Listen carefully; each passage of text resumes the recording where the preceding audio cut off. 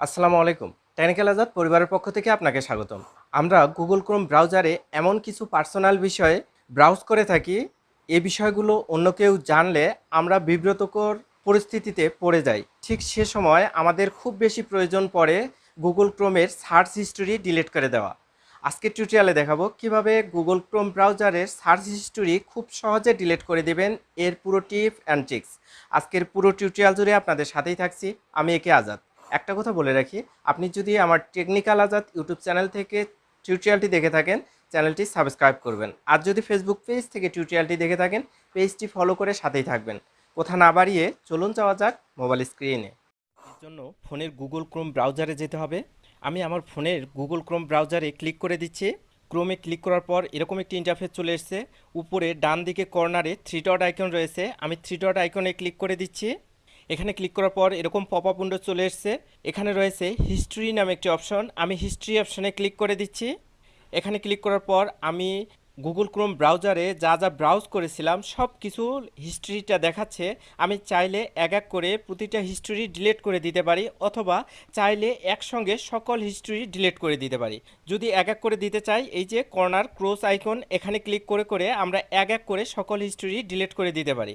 আর যদি আপনারা একসঙ্গে সকল হিস্ট্রি ডিলিট করে দিতে চান, তাহলে এই যে উপরে রয়েছে ডিলিট ব্রাউজিং ডাটা, এখানে ক্লিক করে নিতে হবে। আমি ডিলিট ব্রাউজিং ডাটা অপশানে ক্লিক করে দিচ্ছি। এখানে ক্লিক করার পর এরকম ইন্টারফেস চলে আসবে।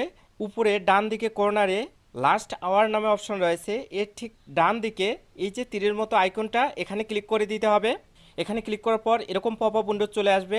এখন আপনি কখনকার হিস্টোরি ডিলিট করতে চাচ্ছেন, এখানে দেখাচ্ছে লাস্ট 15 মিনিট, অর্থাৎ 15 মিনিটের হিস্টোরি ডিলিট করতে পারেন, লাস্ট আওয়ার 1 ঘন্টার হিস্টোরি ডিলিট করতে পারেন, অথবা 24 আওয়ার 7 দিন, অথবা লাস্ট 4 উইকস 4 সপ্তাহের হিস্টোরি ডিলিট করতে পারেন, অল টাইম, অর্থাৎ আপনি শুরু থেকে শেষ পর্যন্ত ক্রমে যা ব্রাউজ করেছিলেন সব কিছু ডিলিট করতে পারেন। আমি লাস্ট আওয়ার্স এখানে ক্লিক করে দিচ্ছি। আমি 1 ঘন্টার তথ্যগুলো ডিলিট করে দেব, তাই হচ্ছে লাস্ট আওয়ার, এটা সিলেক্ট করে দিচ্ছি।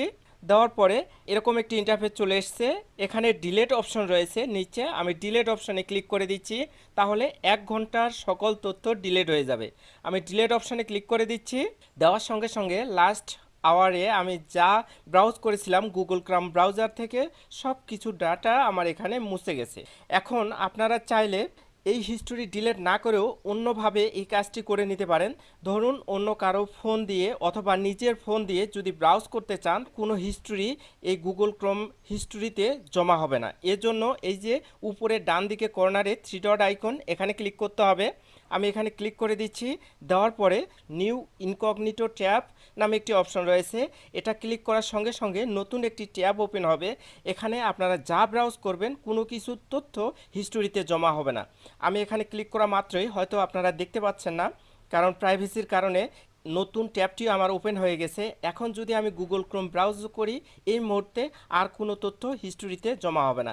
আপনারা চাইলে এভাবে অন্য কারো ফোনে অথবা নিজ ফোনে যদি গুগল ক্রোম ব্যবহার করেন ইনকগনিটো মুডে, তাহলে কখনোই আপনার হিস্টোরিতে আর কোনো তথ্য জমা হবে না। আশা করি টিপসটি আপনাদের জন্য অনেক অনেক বেশি হেল্পফুল হয়েছে।